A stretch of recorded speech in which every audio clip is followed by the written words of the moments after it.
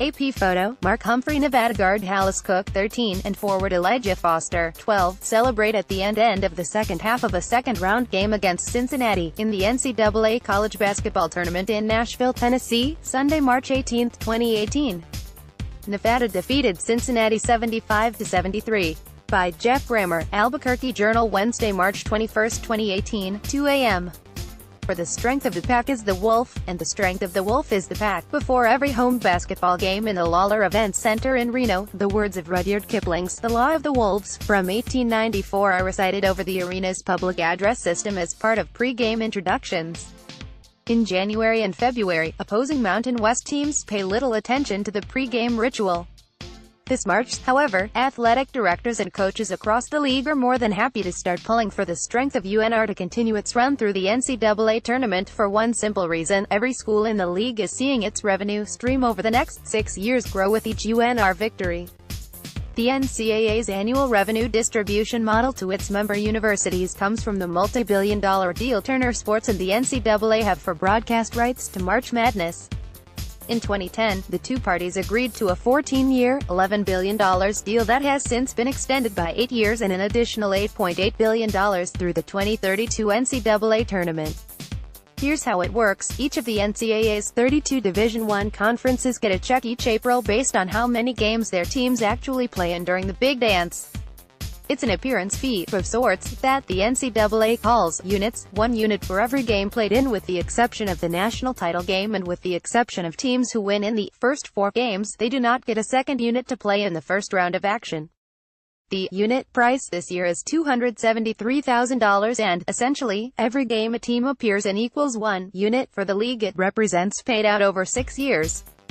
The unit's price increases each year, usually around 2 to 3%. The Mountain West's current 6-year window has 21 units, and counting, depending on UNR's Sweet 16 game on Thursday, and breaks down like this: 2017 -18-4, UNR 3 and counting, San Diego State 1, 2016 -17-1, UNR 1, 2015 -16-1, Fresno State 1, 2014 -15-4, SDSU 2, Boise State 1, Wyoming 1, 2013 -14-4, SDSU 3, New Mexico 1, 2012 -13-7. Colorado State 2, SDSU 2, UNLV 1, UNM 1, Boise State 1. Those 21 units equal an April payout to the league of about $5.7 million, spread evenly to all members of the league. SDSU and UNR will get small bonus payments for this year's participation, geared at covering additional travel costs, but not for those in past seasons. So, come Thursday, when UNR, the number 7 seed in the South bracket, plays No.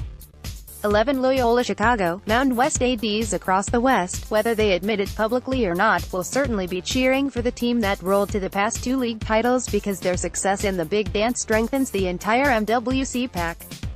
How about them Zags? When the NCAA tournament field was announced last week and the 28-5 St. Mary's Gales were left on the outside looking in at the Big Dance picture, it again highlighted one of the primary reasons that the Gonzaga Bulldogs, perennial national contenders from the West Coast Conference, are in serious talks with the Mountain West to join the league as early as next season.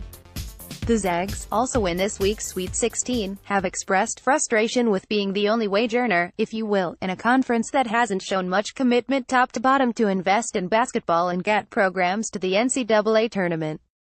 Some might argue the bottom of the MWC doesn't do so either, but it's not really close when you break it down over the current 6-year sliding scale of unit share distribution.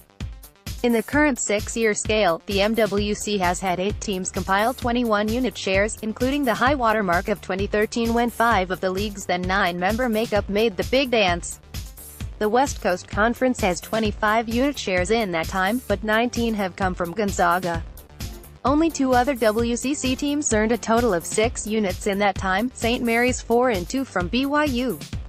The bottom line is there are more programs in the MWC that have proven capable of adding to the coffers, and fewer teams at the bottom of the league with computer rankings dragging down the rest of the league, at least relative to what is happening in the WCC. Gonzaga would not be allowed to bring their unit shares earned over to the MWC. Units belong to the leagues, not the teams, but would be hopeful that the overall distribution would grow in the new league. Conferences are allowed to distribute unit shares however they deem fit. The MWC gives an NCAA tournament participating team a larger share, to cover travel, and distributes the rest equally to all 11 members. It is unclear if Gonzaga would be requesting a higher share to join the league. A decision on Gonzaga's potential move to the MWC could be coming as soon as within the next few weeks. It would be for all sports except football, which Gonzaga does not have.